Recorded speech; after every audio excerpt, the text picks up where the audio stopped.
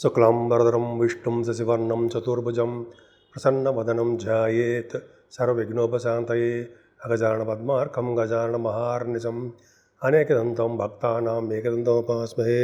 ओं गं गणपतये नमः। ओं श्रीमात्रे नमः। ओं శ్రీ గురుభ్యో నమః।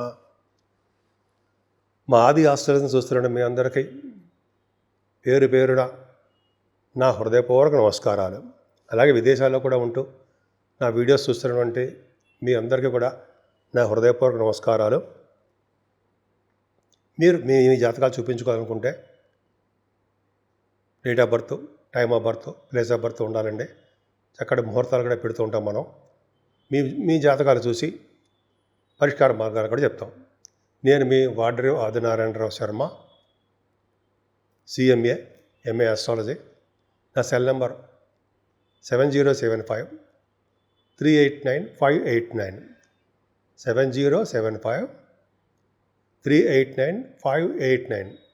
సరేనండి, ఇప్పుడు మనం 1 మే నుంచి 15వ తారీఖు మే వరకు కూడా, అంటే 15 రోజుల పాటు మే నెలలో 12 రాసుల వారికి ఎలా ఉండబోతోందో ఇప్పుడు మనం తెలుసుకుందాం. నా వీడియోస్ మీకు నచ్చాయని అనుకుంటున్నాను. నచ్చితే మీరు లైక్ చేయండి, షేర్ చేయండి, సబ్స్క్రైబ్ చేయండి. సింహరాశి వారికి బాగుందండి. ఏం పర్వాలేదు, భయపడాల్సిన అవసరం లేదు. ముఖ్యంగా ఫైనాన్షియల్గా వాళ్ళు నిలదొక్కుంటారు. మీరే ఎదుటి వాళ్ళు డబ్బులు ఇచ్చే స్థితిలో ఉంటారు. అలాగే కుటుంబంలో నెమ్మదిగా వృద్ధి కలుగుతూ ఉంటుంది. నెమ్మదిగా ఏంటంటే స్పీడ్గా కూడా ఉంటుంది, బ్రహ్మాండంగా ఉంటుంది. అంతేకాకుండా కంఠధ్వని, ముఖవర్చస్సు, కంటి చూపులు చాలా అద్భుతంగా ఉండే అవకాశం ఉందండి. ఇంకా చెప్పాలంటే మీ దాంట్లో గాయకులు ఉంటారు కదా, పాటలు పాడేవాళ్ళు, వాళ్ళకి చాలా అద్భుతమైన అవకాశాలు ఉన్నాయండి. విదేశాలు వెళ్ళడానికి అవకాశాలు ఎక్కువ ఉంటాయి. ఎందుకంటే 12th house lord Ravi 9th భావంలో వచ్చేస్తున్నాడు కదా. 15వ తారీఖు నుంచి విదేశాలు వెళ్తారు. ఖచ్చితంగా రాసుకోండి. నెలల పాటు రాసుకోవడం కలదు, మీరు రాసుకోకల్లా మీ మైండ్లో గుర్తుండిపోతుంది. సరే, ఆ విధంగా బాగుందండి మీకు. అంతేకాకుండా మీ రాశి వారికి దగ్గర ప్రాంత ప్రయాణాలు చేయడంలో మీకు బాగా ఇష్టపడుతుంటారండి. దగ్గర ప్రాంత ప్రయాణాలు చేయడము బాగా ఇష్టపడము, అలాగే మీ చదువు విషయంలో కూడా ఎటువంటి ఆటంకాలు లేకుండా బాగా రాణించడము. ముఖ్యంగా రైతులకి పంటలో పంట అంటే పండిన పంట లాభాలు రావడము. అంతేకాకుండా అండి, చదువు విషయంలో ఏమాత్రం ఆటంకాలు ఉండవు. సంగీతం పట్ల బాగా మీకు ఇష్టం ఎక్కువ. ఒక విధంగా మీ సిస్టమ్ బాగుంటుంది కాబట్టి మీకు ఇష్టం ఎక్కువ.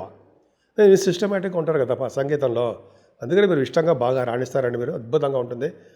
సంగీత 4th భావం కూడా చూస్తాం కాబట్టి బంగారు ఆభరణాలు, వాహనాలు ఈ కొనుక్కోవడానికి అవకాశం ఉంది. ఏదేమైనా మీ రాశి వారికి, సింహరాశి వారికి సంతానం విషయంలో చాలా జాగ్రత్తగా ఉండాలండి. స్టాక్ మార్కెట్లో మీకు లాసులు రావడానికి అవకాశాలు ఎక్కువ ఉన్నాయి.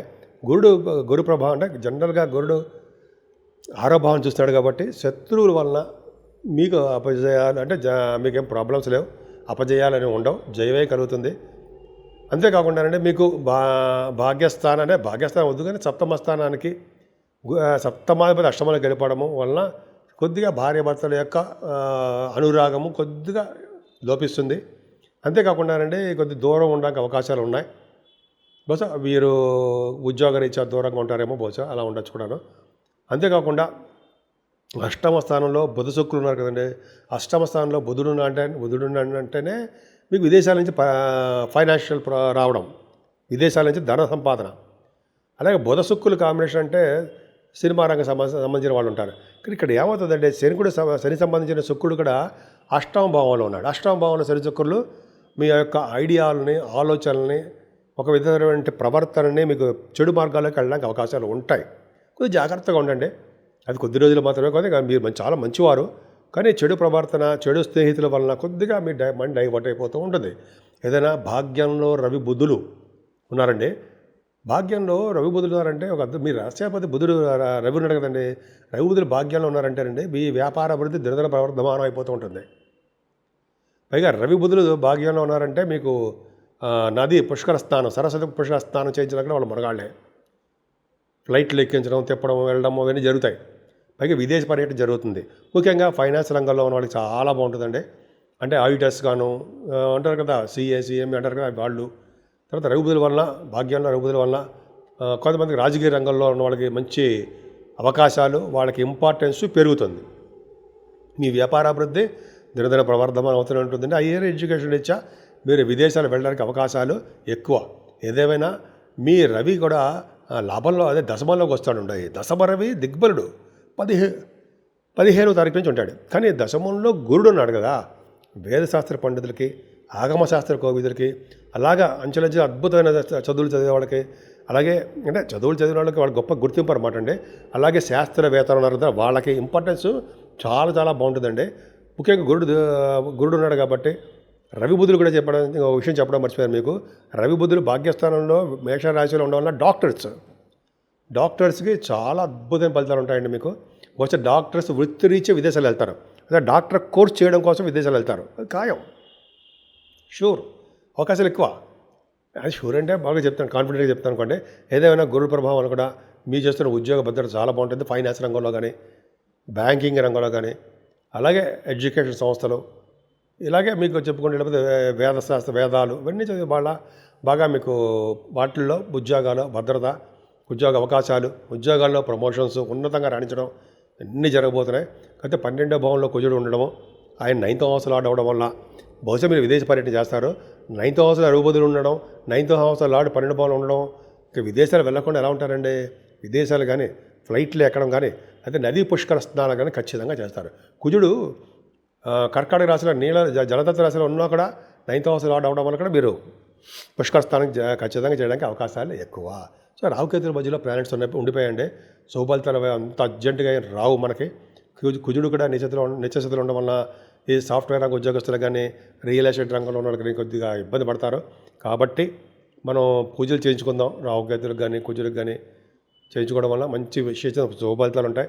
ముఖ్యంగా మీరు సరస్వతి నదీ పుష్కరాలకు వెళ్ళినప్పుడు 15వ తారీఖు చూస్తున్నాయి కదా, వెళ్ళినప్పుడు కొద్దిగా ఒడ్డున మట్టిని నీళ్ళలో వేసి తర్వాత ముందుగానే సంకల్పపూర్వక స్నానం చేయాలండి. ఓ బ్రాహ్మణుడి ద్వారా సంకల్పం చెప్పించుకోండి. సంకల్పం పూజ చెప్పించుకున్న తర్వాత దక్షిణ కూడా ఇవ్వాలి ఆయనకి. ఎంతో కొంత మీకు తోచింది, అంత తోచింది అయితే కొంచెం కాదండి, మీ మనసు పోతే ఎక్కువే ఇవ్వాలి.